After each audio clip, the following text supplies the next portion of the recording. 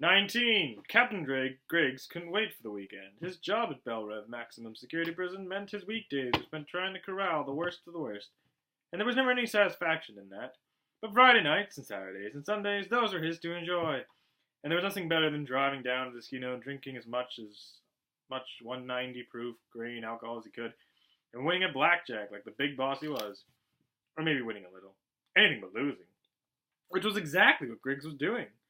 The casino was a neon eyesore, frequented by shady thugs and Bell Rev guards. Slutty cocktail waitresses sashayed their asses through the place, driving up tips any way they could. The cops wouldn't close down this place. They were among its best customers. He'd lost next weekend's pay when he signaled the dealer for another card. Damn 9 of clubs. Lester the dealer, Griggs seemed to remember that might have been his name, scooped up his newest pile of chips. Griggs thought the house was tilting in that scumbag's direction. Lester, slide me another 10K. You know I'm good for it. The 190 proof liquor told him it wasn't going to turn around, but Lester didn't know any such thing. No can do, Griggs. Sorry, pal. Come on, Les! How long have I been coming here? Have I ever not paid off my losses? And haven't I always given you a tip, win or lose?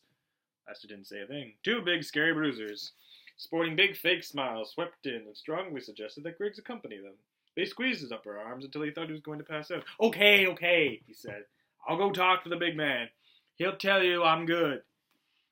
The bruisers pushed him to the kitchen and pointed him to a folding chair sitting in front of the counter. There was a comfortable-looking leather recliner there as well. But Griggs knew that wasn't for him. He took a seat and waited. A few minutes passed before a half a dozen, they had to be gangsters, entered, followed by the casino boss. Griggs greeted him with a wide, friendly smile. Hey, man, I'm glad to see you. I know I'm a little behind. You know how it is, run of bad dicks. I just asked for an advance, and suddenly I'm here. He looked for some sort of response and didn't get any. So what's the problem with a little up front? I mean, 10,000? I've paid you back a hell of a lot more than that. Griggs, this is real, the casino boss said, his voice barely above Murray. You got any idea how to stop these guys from burning down your house with the kids in it? Griggs did not respond. Didn't dare say anything for fear of getting it wrong. This wasn't just a meet and greet. He stood up best he could.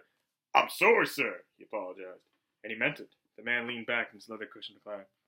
Everybody's sorry when push comes to shove. Now you're sorry, but unlike all the others, you're lucky. Griggs wasn't sure he understood it. I'm lucky, sir. How am I lucky? You're lucky you've got friends like Mr. J. Griggs was still trying to figure out what was being said when a hand came to rest on his shoulder.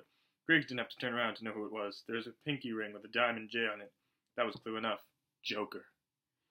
The ring's owner leaned into Griggs, grinning maniacally. Frost handed the casino boss a satchel filled with cash. You find it all here. But Griggs here can count it. The man who spoke was well over 6 feet tall. Griggs looked up at him, wondering what the hell he was talking about. No, sir, he said finally. I trust you 110%. Just 110%? Not the best you got? Oh, shit, I screwed this up. You'll find all here. But Griggs here can count it. The man who spoke was well over 6 feet tall. Griggs looked up at him, wondering what the hell he was talking about. No, sir, he said finally. I'll trust you 110%. Just 110%? That's the best you got? Griggs felt like he was seconds away from a stroke. He wasn't sure what to say, but saying the wrong thing would get him a one-way trip to the wood chipper. The big man grinned and laughed.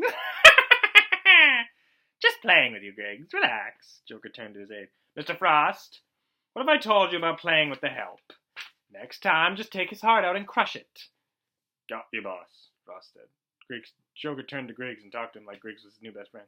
It's okay. You're with me now. I've got plans for us, boy. You have suddenly become my... Frost. What was he became again? You know, the mobster's all-round guy? Consigliere, sir. And yes, right, my consigliere. Thank you, Frost. Griggs is like my consigliere. Griggs swallowed hard and tried to keep his face as unreadable as possible. As far as he was concerned, the worst thing in the world was to be the Joker's friend. That crazy clown was, as his father used to say, fickle as a feather in a Kansas tornado. As Joker held out his ring, Griggs deflated. Accepting his total defeat, he kissed the Diamond J.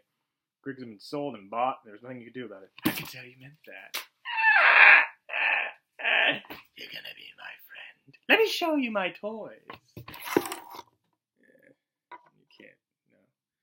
This is not working, is it? Oh, there they are. Cat in the corner. Harley hugging the Joker. Alright, moving on.